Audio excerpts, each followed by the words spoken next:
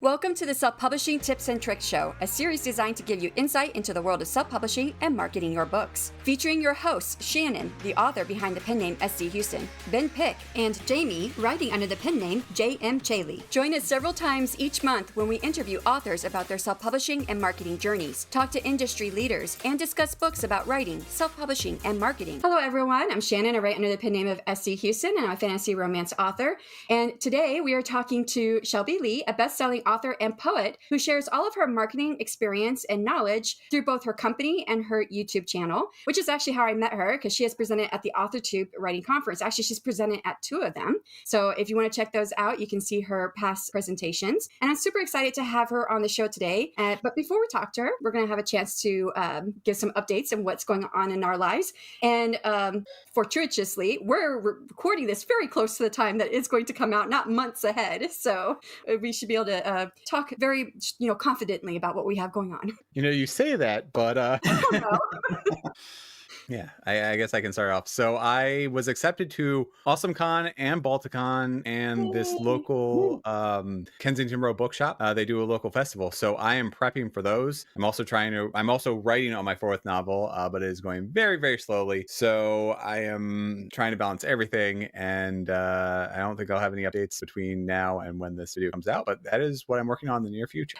So you're still doing the Monday night sprints then? Yes. Every Monday night you can find me and we can write together or just be productive in general at 6 p.m. Eastern time. Awesome. Nice. Sorry, on Running to Write on YouTube. So I have The Unlife of Lisa Cooper's sequel in full swing. It's with beta readers right now. If you're not familiar with The Unlife of Lisa Cooper, that's the vampire series that I write, following a protagonist who is doing her best to stave off her curse, to hold on to the remnants of the woman that she was in life.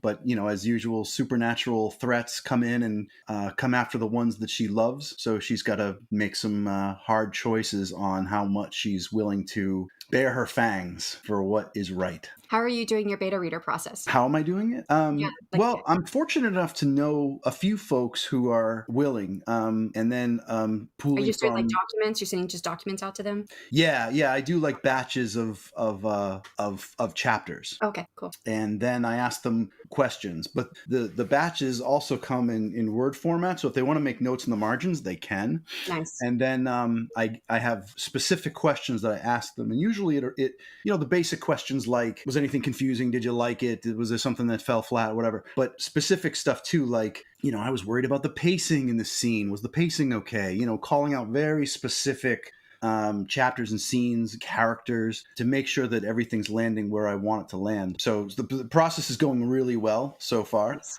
And I'm hoping to have the book out in the summer, and it's going to be a good. I'm excited for this one so much because Lisa goes to Ireland. So you've talked about that, and I'm so excited about that too because my first series. A lot of Irish stuff. Happening. I'm excited to see where that goes. I don't know if I've mentioned this. I might have mentioned this on the podcast before, but I don't know. But here's something you should add to your beta readers: your questions. And I've done this for my last 2 books, and this has really, really helped with my marketing. Which is, I say, can you highlight or comment on any passages or sentences you think would be great for marketing, so that I can use them for marketing purposes? And so I've collected those into a document, and that goes to my street team. Yeah. Oh, that's a great question. Yeah. I've learned it's really, really helped me. And it also helped me find things that I would have never thought of that would hit a reader, and especially if I have multiple readers pick like the same sentence or passage. And I'm like, oh, well, I didn't think that would be that important or, catching. So. Yeah. Because readers pick up on different, like when I'm writing something, I'm like, oh, this is my little pet scene. I love this scene. But I've had readers come up to me and say, oh my God, I love this part right over here. And I'm like, what part? Really? And I'm like, oh, really? I'm like, great. Awesome. But you never know what is going to resonate with somebody. And that's pretty cool. Yeah. As for me, I finally, after so many podcast episodes to say, yes, my Kickstarter is going here, my Kickstarter is going to go off there, my Kickstarter is going to start in this month, I finally did kick it off. It kicked off on the 25th of February. We're recording this on the 27th of February. It fully funded within 2 hours, and we've just hit the first stretch goal. So yeah, so I'm excited for that. And it'd be nice, of course, if I could bring it up more. But my main goal was to hit my original goal is $1,000, and if I hit that, which I did, that would pay for my next book cover. So now my next book cover is paid for. So that's great. Yeah, and that's my main thing is I don't want to keep going in debt like I did on my first series. So, but alrighty, well, let's talk about our author and marketer. She's got a few hats, but she's a poet and a marketer, and we'll give her introduction. Shelby Leigh is an author, poet, mental health advocate, and owner of Marketing by Shelby, a marketing education company that helps authors and artists show up on social media and make more income and impact. She has been writing on the internet for 8+ years, amassing a following of more than 500,000. You can find her at marketingbyshelby.com and on YouTube at Marketing by Shelby, where she shares book marketing tips weekly. And welcome, Shelby. How are you doing? Welcome to the show. Thank you. I'm doing well. Thank you so much for having me. I'm really excited to chat. And I also loved hearing all of your updates. So congrats to all three of you on what you've been working on. It's awesome. Oh, thank you.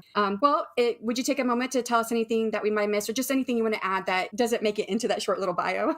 Sure. Yeah. I mean, you definitely covered the gist of it, but I have 4 poetry books and a journal I recently published. And I worked on my author brand and my sales, personally for years and worked in marketing for years before ever teaching marketing to others. I just like to say that so that people listening know that I have prior experience in marketing, didn't just work on my own books and then teach it. I just think that helps people feel a little bit more comfortable with my own experience.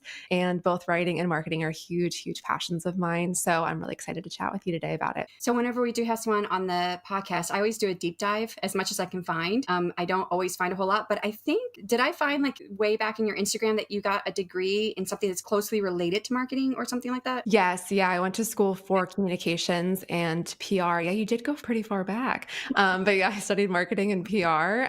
So yeah, it definitely closely translates to what I teach now and the work that I did in corporate jobs also before leaving to pursue my own thing. So yeah, I think that's great when you get the education and then you get the experience behind it. And so it does give a lot of credibility to what you're doing. So, alrighty. So we're going to go into our questions that we have for you. To start, can you tell us a little bit about your company and brand, Marketing with Shelby, and the inspiration behind its creation? Yeah, definitely. So a few years into my own marketing journey as an author, it took me time to figure out how to apply what we just talked about, like that I was studying marketing in school and I was doing marketing jobs and I knew how to do it for these like large brands, but I couldn't figure out how to translate it to my own author brand and really thinking about my books as a product and all of the things that kind of go into marketing and coming up with your messaging and things like that. And so I was really struggling to get some traction for myself. And when it finally clicked, I was getting questions from a lot of authors for many years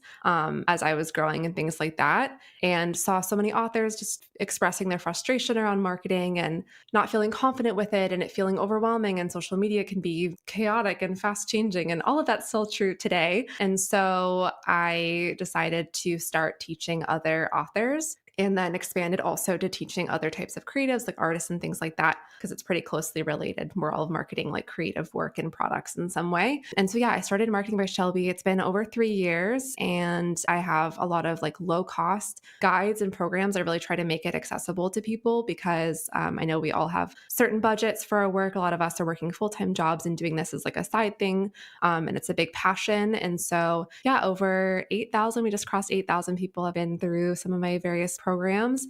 I also post like free videos on YouTube. So I just really try to make it accessible for people that they don't necessarily have to invest a ton of money into marketing, but can do a lot with organic social media and marketing strategies. So yeah, my goal really is just helping other authors feel more confident with it and actually have fun with it and then get results, of course, too. Yeah. So, and I emailed you because I saw the course and I thought, well, I have someone who's doing my social media marketing for my Kickstarter. And I had asked, how do I set that up for her so she can take the course? And I asked her, I said, would you mind just sharing highlights with me? Like, what are you learning? I said, I don't know if I ever applied them because I really don't like doing social media. I was like, but just tell me some highlights. And so she's dropped a few tidbits here and there to me. And I'm like, that's really cool. So awesome. Yeah. Glad to have her. Yeah, that sounds fantastic. Now, you began your writing journey by sharing poems anonymously online. What motivated you to take that first step with sharing your work in the first place? And then how did you transition from being anonymous to building your personal brand and then creating Marketing with Shelby? Yeah. So I have always struggled a lot with self-doubt and anxiety, and I really wanted to be a writer, but I was so terrified to share my work with anyone. So whenever I went to college, I said, okay, we're going to commit to this. We're going to write way more often than we're doing now. If this is really what you want, you got to practice, you got to do it regularly. And so to hold myself accountable, I created a blog. It was on Tumblr, which was a little bit more popular back in the day, but not so much now. And so I started sharing a poem a day for a year. And I was still filled with self-doubt at that point. So I did it anonymously for it was almost the full year that I did not put my name on anything, which looking back now was not smart in terms of building my brand and also people taking those poems and putting their own name on them.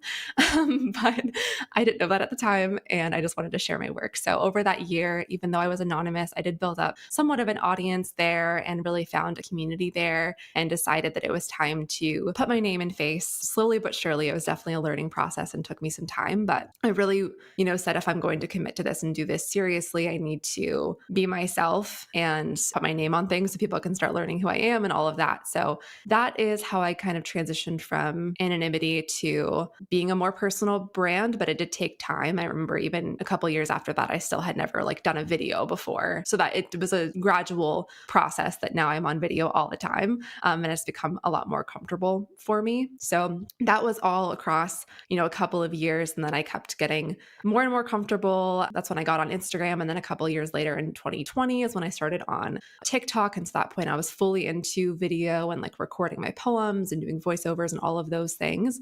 And it all was, a work in progress and became a lot more natural. And then a couple of years after that is when I kickstarted Marketing by Shelby and started teaching others. And so I think it's a good example too of a lot of my content is faceless. You don't have to be on camera all the time in order to sell books and be a content creator. I don't think that authors have to do that in order to have a career as an author, in order to sell books and make an impact with your books. So I think it's good to know that you can be off camera.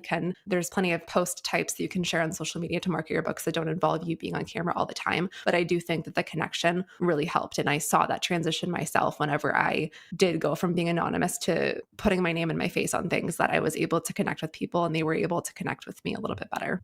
Nice. So you have multiple platforms. You have your poetry and you have your marketing company. And this is kind of I guess, a two-part question. How do you decide where to concentrate your efforts between the two? And how do you measure the effectiveness of each platform so you know where to allocate your time accordingly? Yeah, that's a really great question, and so important so that we're not wasting time doing things that aren't really moving the needle forward for us. So whenever I first started, like I said, I was on Tumblr, and then I kind of saw that platform was fading out a little bit, and jumped on Instagram and Twitter at the time, which were really, really popular. And then I try to be an early adopter of newer platforms whenever they start taking off, just to get my foot in the door and see how it goes and try it for a few months. And I think everyone should try any marketing strategy they're going to try it for 3 to 6 months before giving up and saying that it didn't work, because it takes iterations to learn what works for you. So I jumped on TikTok in 2020 when it really started picking up steam, and stayed there because I could see the direct correlation between a video doing well and my book sales increasing. And the same applied to Instagram as well. And so for me, being able to tell what works is because I stay pretty lean in terms of what I do marketing wise. So if someone jumps into month 1 doing paid ads and organic and your newsletter and podcasts and all of these different things, it can be really hard to pinpoint exactly which one moved the needle forward. And so for me, my 2 platforms are still Instagram and TikTok to this day, still my primary marketing methods, And so that's my focus. And I'm able to kind of see the correlation between those 2 platforms are working for me. And so I'm sticking with that. And if they stop working, then I'll switch gears and try something new. So yeah, just starting with something, seeing how that goes before you add on multiple different marketing methods is the best way to tell what's actually working for you. And just allocating my time. I just feel I've learned a lot about time management over the years with managing, 2 Instagrams, 2 TikToks, a YouTube channel. I had 2 podcasts going at one point. I have 2 different email lists. And so it can definitely be a lot. But like I said, I'm lean about it because I could be on Instagram, TikTok, Threads, LinkedIn, Facebook. I could be everywhere posting on all of those platforms every single day to market my books. But I stick with what I know is working for me rather than spreading myself too thin across, everywhere that I could possibly be. And so I remember when we first saw your application, it was myself and Margaret Pinard at the time. We were the co-chairs of the AuthorTube Writing Conference. And we saw your application application come through in 2023 or it was for the 2023 conference. And we both looked at the pitch, we looked at the title, and we're like, you applied, I think, as a speaker, which was like under 500 subscribers, if I remember right. And we were looking at this and we were both like, why is she should be up. She should be in a guest speaker spot, not a speaker spot. We both said that. And we were like, well, if we've got a spot open up, we're gonna see if she wants to move up. And so that was 2023. Since then, your YouTube channel has grown quite a bit. And you said your two main platforms are TikTok and Instagram. So this is not a question that we have in the lineup, but I'm just curious, where does YouTube fall in there for you then? Yeah, totally. So it's, definitely a primary platform for like the marketing company. I guess I was speaking more so as like an author and my author brand for TikTok and Instagram. But yeah, YouTube has definitely become one of my main platforms in terms of my marketing company. I just don't promote my books in any way, shape, or form on that platform. Don't, because I didn't know that you were a poet until I started doing a deep dive. And I'm like, oh wow, she's got books. Yeah, definitely. Yeah. Some people who listen will like go find me just so they can like verify that I'm an author and have experience, which is totally fine. I just don't want to mix audiences. True. I understand that. So yeah, I keep it pretty streamlined over there. So in your course offerings on your website through social media posts, you emphasize the importance of authenticity, if I can say that word right. What advice do you have for authors struggling to present themselves with that authentically online, and how they can maintain that genuine connection with their audience while promoting their work? Yeah, definitely. I think part of it is trying to just incorporate more of your own story and your values into your marketing, which I think not always, but a lot of us write and incorporate our values or potentially things that we're passionate about into our books, which can make it a little bit easier whenever it does come time to, I always talk about like incorporating storytelling into your marketing because it feels more natural. It feels like we're already good storytellers as authors. And so that can feel, help us feel a little bit more authentic, is bringing in our own experience and values and connecting that back to our book. The other thing is picking content styles or types that do feel authentic to you. We all are different in terms of if you like being on camera, if you like talking on camera, or some people love doing the silly little dances and like lip syncs that are popular on Instagram and TikTok. Other people cringe and hate it and want nothing to do with it. So I think that's also just deciding what you like, giving different things a try, and kind of incorporating the styles that you like and what feels comfortable to you. I think that's one of the main things. And then when it comes to connections with your audience, talking to your audience like you would with a friend. It's not only good for marketing, but it's good for us to not feel like we are being a different person when we're on social media. Your audience wants to hear from you like as if you were a friend, and not this like professional buttoned up person that you might not be. If you are that person, that's great. So just being yourself, talking like you normally would, and that really helps feel a little bit more authentic in your marketing too. And I think that's like so important too now in the age of where there's AI and you can have AI people who look real, with, and bots have always been around, but yeah, totally. People want to see us. And I think, as AI gets more and more prevalent, being yourself and showing yourself, even if you write under a pen name, like still record B-roll, like small videos of like your hands typing at your like computer. That's like yours and not like a stock, video. Like just even those little things that don't need you to be on camera if you don't want to be, but are still like that bit of humanness that people can say like, okay, this is an actual human behind this account is helpful. A lot of writers struggle with self-promotion, and drawing from your own journey where you went from anonymous to public figure, what advice do you have for authors who might be hesitant with marketing themselves? And what specific strategies or mindset shifts helped you become more comfortable with self-promotion? And sorry, there's a lot here. We can sort of take it from there. Yeah, sure. No problem. I love talking about this, honestly, because it was a mindset shift for me as well. And it is nerve-wracking we say self-promotion, and like that was in the question too. And I think reframing it from being self-promotion to I am simply trying to find my readers for this book. Like I wrote my book with readers in mind who are going to love it. And all I am doing is spreading the word so people find it.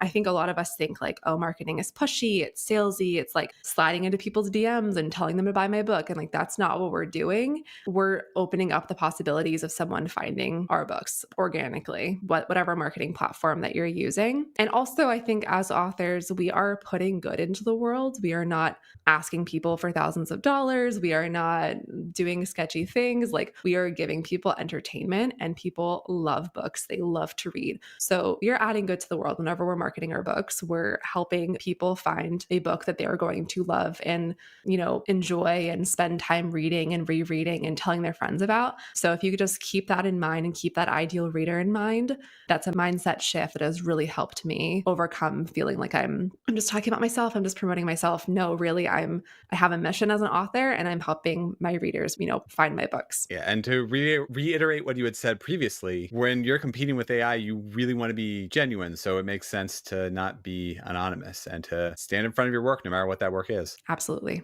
So social media algorithms are always evolving and changing. How do you stay updated with these changes, and what strategies do you recommend for authors to, make sure that their content remains visible? Yeah, great question. I'm going to answer this in two parts, because on the one hand, yes, it's important to stay up to date on trends. But on the other hand, the psychology of marketing and the psychology of consumers hasn't changed in centuries, right? Like, obviously technology has developed and social media changes, but the act of marketing and getting people's attention, telling them why our product is the best fit for them, and encouraging them to buy hasn't changed. So even though platforms will introduce new features and change things, it's important to just remember that the basics rarely change, but there will be new things to try. Like, the introduction of TikToks and Reels a few years ago now, changed people's strategy to doing a lot more like short form video and hooks and things like that.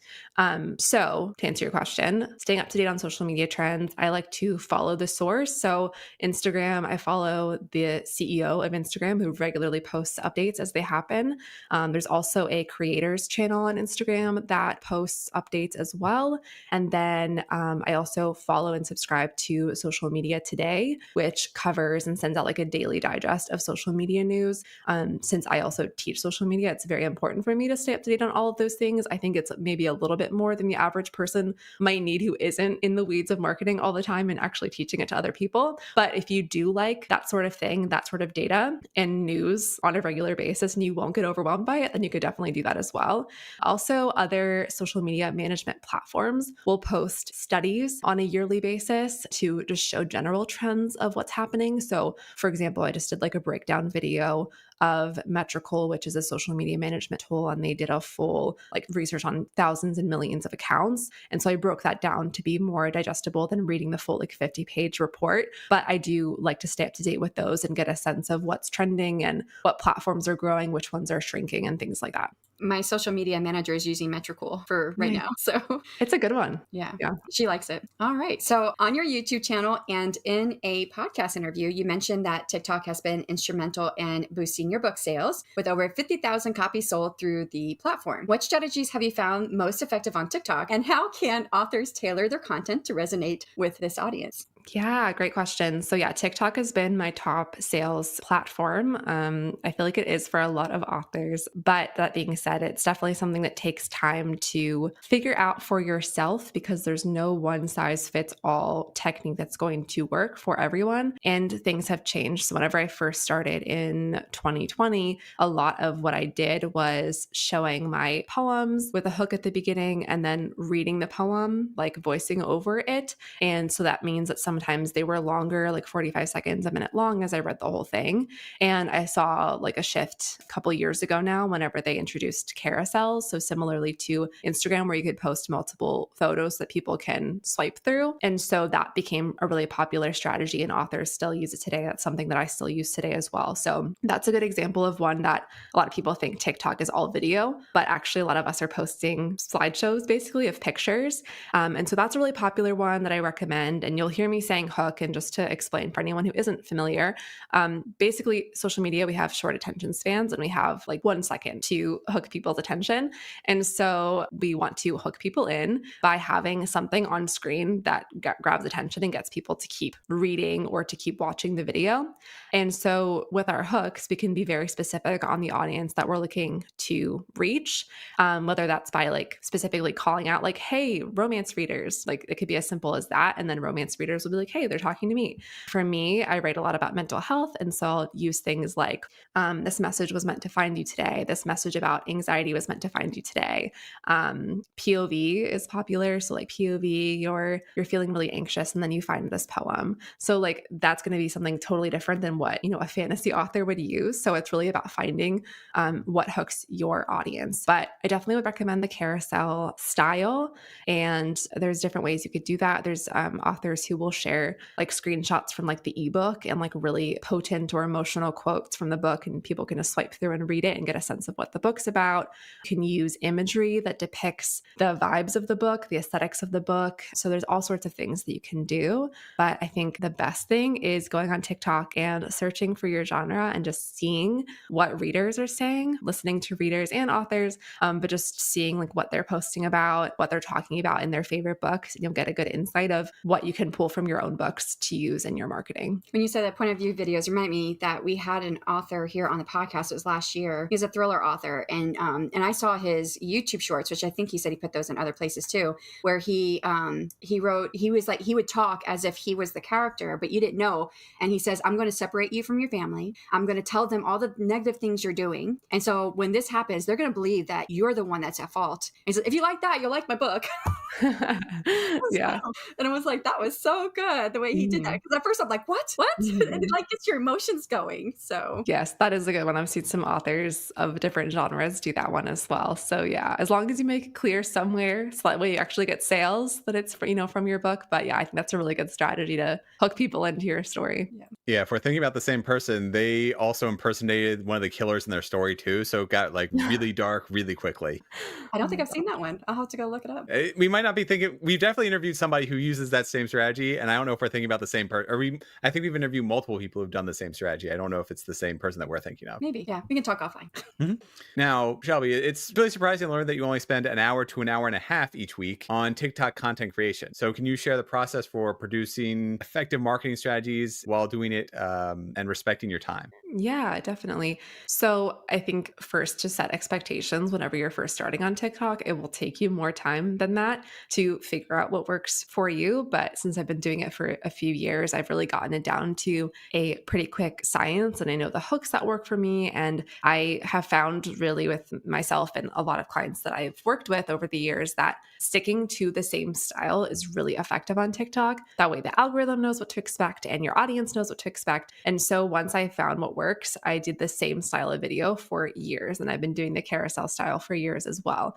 And so those carousels take me like 5 minutes to put together each, so I can get my content done really quick. Depending on the type of content that works best for you or the type of content you're creating, it might take you more time. But typically, as you do it more and you really find by looking at your analytics, okay, this video was watched the longest and did the best, so I'm going to try more like that style. You'll get quicker to, creating as you go. So definitely like repurposing ideas. Once you find some hooks that work, reuse them. Not everyone's going to see those posts. And, in all the years I've been doing this, I haven't had anyone be like, you used that a couple months ago. Like no one cares and people forget. So definitely don't be afraid to repurpose. And then once you find what works, just stick to it for a little while and see if you can get even better at that type of video and get even better results. I just went to a webinar today with Brian Cohen. It was 100 marketing ideas.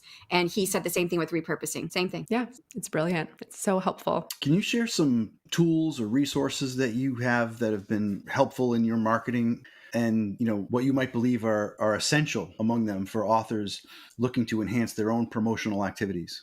Yeah, definitely. I think honestly, in terms of tools, I don't use a ton besides like using my phone to record a lot of content, but I do love Canva. I use Canva a lot for graphic design, for social media, for logos, for all sorts of things. So I definitely use that a lot. I have a ring light for whenever I need to boost light in my home. I have a lot of north facing windows. And so I get a little boost of light, which definitely helps my content perform better than like dark, hard to see content. So that's a pretty cheap tool that I just bought from Amazon, like $20, and helps me out a lot. And then I already mentioned social media today to stay up to date on my content. And then in terms of scheduling, people always ask me, I personally don't actually schedule my content out, which people are typically surprised by, but I do batch create things. And so that's not really a tool that you can buy, but it's something that I've implemented to put all my marketing in kind of like one day and make multiple posts for the weeks. That way I have them ready to go and I can just go post them throughout the week. And that just takes me a couple minutes a day to do. So I just found that works really well for my brain to stack the same type of thing together in my schedule. So I'll do marketing on one day and be able to focus only on that versus like switching back and forth between that and writing and other things. So those would be like my main tools or resources, I would say. Awesome. So you don't use Metricool to schedule out your promotions. You just put it all there in there. Is that what I'm understanding? Okay.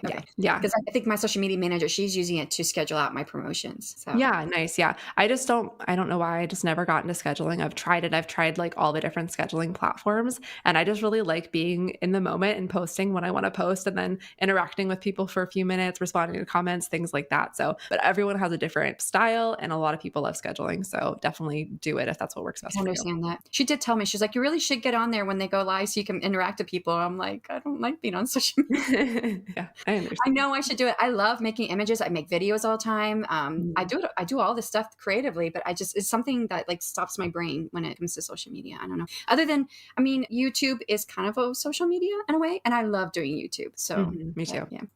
All right. So you established the Creatives Content Club, which was something you like to create things that are clubs because you had like a poetry club way back in the day. Yeah. But this is the Creatives Content Club to support creatives in their marketing efforts. So what inspired its creation and how does it assist members in achieving their goals? And how has it impacted both your career and those of your members? Yeah, thanks for asking. So yeah, kind of a tongue twister with the alliteration there. But yeah, the Creatives Content Club is my marketing membership for creatives. We have a lot of authors in there as well as some other types of creatives. And it's my favorite thing that I offer because I get to chat with creatives and answer their questions in our private community. So what it is I wanted to, again, make marketing education accessible to people. And I also heard from everyone pretty much that they don't like starting from scratch. They don't know what to post. What do I say on social media? How do I stay consistent? It's so time consuming, all of the above. So the club really aims to solve that problem. So I create a content plan every single month based off of what's currently performing well on social media and give you templates. So there's graphic templates, there's video templates, scripts, captions done for you, but personalize them to your brand and your books, of course. And so that's part of it, just to really take the legwork out and help you save time on social media and stay consistent. And then there's also a success path in there to help you with the training to actually learn the strategy behind the templates. And then we also have our private community where I'll go live and answer questions. I'll give you feedback on your posts you can improve. And so it's very hands-on and it's an awesome group. So I love it. The main goals is helping people save time, helping them get better results. Members have reported higher engagement and sales from, using the templates, from implementing the strategies and then getting my feedback. And so yeah, it's had a big impact there. And also on my career, that's a good question. Yeah, I mean, just being able to help more people because it is a lower cost membership. I'm able to help more people than like doing one-to-one calls all the time. And so I think that's how it's impacted both me and my members. And it's very, very rewarding and fulfilling. So thank you for asking about it. Yeah, I was just thinking that must be fulfilling for you. And then you said the word fulfilling. Yeah, it is. You've had a self-published book that was picked up by a traditional publisher, Gallery Books. Was that something you were hoping for? And can you tell us what you think contributed to Gallery Books finding you and offering you a contract? Yeah, definitely. Yeah, it was really exciting. So I started off self-publishing my first 2 books, and then that second book was the one that is still been my top seller and was republished by them. So I think the main thing that contributed to it was at the time that they reached out, it was selling very, very well on Amazon, but primarily due to TikTok, somewhat Instagram, but TikTok mostly. And so I had some pretty big like sales spikes. It had been selling regularly, like pretty well for probably around a year by that point. But there was like a major spike from a video that got like 10 million views. And I think that's the main thing that contributed to it. And then reaching out. So yes, it wasn't necessarily something that I was like actively seeking out or that I ever thought would happen, but I was very curious about the traditional publishing side. And I had always said, like, if the right opportunity came, I would try it and experience both sides, with self-publishing and traditional publishing. So yeah, I guess I was kind of hoping for it and then wanted to see just what would happen and go with it. But it was definitely a unique experience having a self-published book get republished because it wasn't like starting from scratch with the creative process. It was already a proven book, so there wasn't a whole lot to do or to change in the process. But I guess I didn't really get like the full beginning to end experience. But yeah. So you have published both traditional and self-published.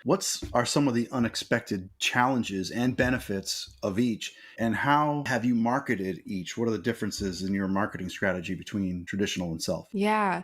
So, yeah, I'll start with the second part of that question about marketing because there's not a huge difference. I think, if I was like a huge name and the publisher was taking on a ton of the marketing, I might have a different answer. But I do still all the marketing myself in terms of like social media and things like that. I will say, I think a perk of being with a traditional publisher is the distribution. And, so with my last two books, I worked with a smaller traditional publisher and then Gallery Books for that second one. And so they are able to get my books into bookstores and the bookstores buy them. And so those are represented on my royalty checks, even if they haven't sold to a customer yet and things like that. So I think those are like benefits. Whereas, with self-publishing, like it's direct to consumer, you can get your books in stores, but not quite as like widely usually. And so that was a benefit for sure. But the marketing is pretty much the same. And then I would say challenges, of course, with self-publishing, you're doing everything on your own. You have full creative control, but it's also a lot of work, as we all know, and can be a lot of stress and potentially hiring out people to help with the cover design or editing or formatting and things like that. And then figuring out, marketing strategy and everything on your own. So I think that's both a challenge and a benefit because you get full creative control and you have this amazing like pride for the fact that you made this whole book yourself. So I think that's, obviously amazing. And then you also get in general higher royalty rates whenever you self-publish, but benefits of traditional publishing, you can get in advance, which is very nice, but you tend to make less per book. So yeah, I think it kind of like evens out whenever I think about the fact that my books are in stores and I get sales from people who happen to walk into a bookstore and find it, which is awesome and something I didn't really have self-publishing, but I also do make less per book as well. Yeah, that's definitely a lot to think of when someone's thinking about traditionally or self-publishing. And I know some people are firmly in one camp or the other. They're, I don't think I would ever traditionally publish, to be honest. I think maybe the most I might do would be an audiobook or translations. That might be the most, but otherwise I would never want to give up control of my books. No, But, I totally understand. I've been super fortunate that the publishers I worked with, I have not felt any sort of resistance to my ideas and it's been what I wanted. So I know not everyone gets that experience. So I think it definitely goes both ways, but I've been very fortunate about that. I think that's also kind of a trade-off with being with smaller houses, because we've had other authors on the podcast who have been traditionally published, and if they're with a smaller house, they do tend to have more say over what's going on with their book, like the cover and stuff like that. Yeah. Versus if you're a bigger house, they may do more marketing for you, but you also have less say in the control of your book. So, all right. So if you could only pass on one thing to aspiring self-published writers, what's your best marketing tip or trick? Yeah. Oh my gosh, it's so hard to just pick one. I feel like we've covered a lot in this episode too, but I think honestly, like just being consistent. I have a lot of authors who come to me and I understand it fully because I've been there, but like I tried this for a few weeks and it's not working. You have to try more than that. Like the most successful people didn't just try something for 3 weeks. They've been trying for years behind the scenes, and we only sometimes see the overnight success. I'm doing air quotes for those listening to the podcast because no one's an overnight success. It takes usually years behind the scenes. So I think with both the writing and marketing side of self-publishing, just keep going with it. I'm not suggesting you do a marketing strategy for years that isn't getting you any results, but at least put in the time and the effort of like changing things, looking at your analytics. Whenever you get into the weeds of marketing, sometimes it's a product issue and your marketing's actually great, but the product's off and your book description's off or your cover's not resonating. So just making sure that you're actually looking at all angles before you give up or switch strategies. That would be my biggest advice, just being consistent. Great advice. As much as I want to spend hours and hours and hearing everything you have to say about marketing, I do want to shift it over to your own personal writing journey. Now, you still write and publish poetry, and congrats, first of all, on your recent publication. So at the end of January, you published Small Steps to Self-Love Journal, a year of prompts and activities to nurture your self-loving journey, one step at a time. So how do you balance your writing, your marketing brand, and life in general? Do you have any routines or habits that you stick to, or do you just try and see what happens? Yeah. Yeah. For a while there, I was trying and seeing what happens. I was a full-time student with multiple internships and trying to write these books and self-publish them and manage my social media. And then after college, I was working a full-time job and while doing all this. And I know that that's the case for many people, whether they have a full-time job or they're caretaking for people. So it can be hard to balance it all. So I'm firstly very grateful that I now do this full-time. And so I have more time in my schedule to balance both. But what I found that works really well for me that took me a while to figure out is like really separating my days out and not really, before I didn't really think of it as separate things. I was like, I'm me and I run this company and I also do my own author stuff, but it's really two separate things and separate brands entirely. And so organizing my days has really helped me to focus on like just marketing for this company. And then Fridays, I really reserve for my author brand. I don't only write on Fridays, but I do my like author brand things like posting on social media or coming up with content, doing my reader newsletter, updating my website, looking for events to do, like things like that. I really kind of stay focused to that day so that I'm not like constantly going back and forth between the two different brands during the week. So that has definitely really helped me in terms of balancing everything. And then, like I said, I try to keep things as streamlined as possible in terms of where I'm posting. And I very well could be doing every single platform out there and adding new marketing strategies all the time. But I really try to stay focused in what I can reasonably do with my time. And that way I'm able to see what's actually working for me in my results. I think that's good way to split it up. And I think that kind of goes along with what you were saying, where like if you're posting one day, you don't like write that day. So that way you can kind of keep your thoughts on that one thing. I found that works well for me too, except I can't always do that. I know. So Besides poetry, do you have any plans or projects in other genres currently in development? Yeah. Okay. So I've always wanted to write a fiction book and I have my idea and I started writing it, but I think it might just be like a passion project that stays with me, at least for the time being. But I'm doing a writing residency later on this year and I'm very excited for it. And I think that I want to try to use that time where I'm in a different environment to like step out of my comfort zone and not just go back to poetry. So we'll see how that goes. And then with my new journal that I just made, it's not just like a blank journal on the inside. It is more like a guided workbook. So I wrote a lot and it actually has more words than my poetry books because poetry can be so it's kind of funny because I'm like, I released a journal, but I also wrote way more for that than my books. But that was kind of my first attempt more so into like nonfiction because it's not in the poetry format. It's more like, written paragraphs, like a nonfiction book. And so that was my first experience kind of stepping out of poetry and actually publishing it, which was really fun. So I definitely would like to do maybe a full nonfiction book on like mental health in the future as well. So what's your fiction book about? I mean, you don't have to share if you don't want to, but honestly, it's based or off genre. of a dream that I had, and it will be like a thriller mystery. Nice. But I'll keep the details, locked in until I understand. it gets further. So yeah. I just saw an interview with Brandon Sanderson a few days ago, and it was a rather new video on YouTube. And he said that he was told you have to write 5 books first before you have your one good book that's actually going to sell. And he said he did that. He wrote 5 books first before he tried to sell his 6th book to traditional publishing houses. And I was like, wow, I don't think I could do that. Yeah, that's really interesting. Yeah. All right. So are you working on more poetry or are you anything else like another journal? Do you have anything like that planned? And if you are, do you have it coming out anytime soon? So yeah, with just publishing this journal, I think this is the first time that I haven't actively had a new poetry book in the works. I definitely have my idea for it, and I have other poets listening might be able to relate. I have just like a document of like hundreds of poems that have never gone anywhere. And it's obviously very different from writing a fiction or nonfiction book where I could potentially take some of those and like plop them into a book when it makes sense. And so I have that to work from and I have the idea. So now it's just like putting it together. I don't think that I will get something else out this year, but I would love to kind of consistently publish something once a year. And so I had a book come out last October, and then now this workbook that I released in January. So yeah, in 2026, I would love to get something new out.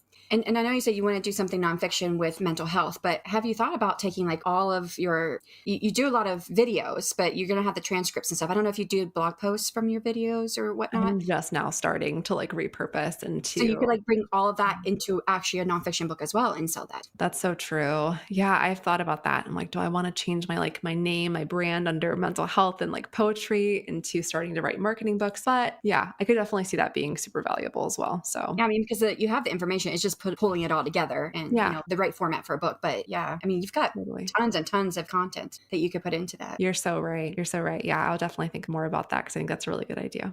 Thanks. All right. Well, we'd like to do something a little bit different. We'd love to do a round of rapid fire questions where you answer each question as quickly as possible. And you did not get these questions ahead of time. Okay. Are you game for it? I'll do my best.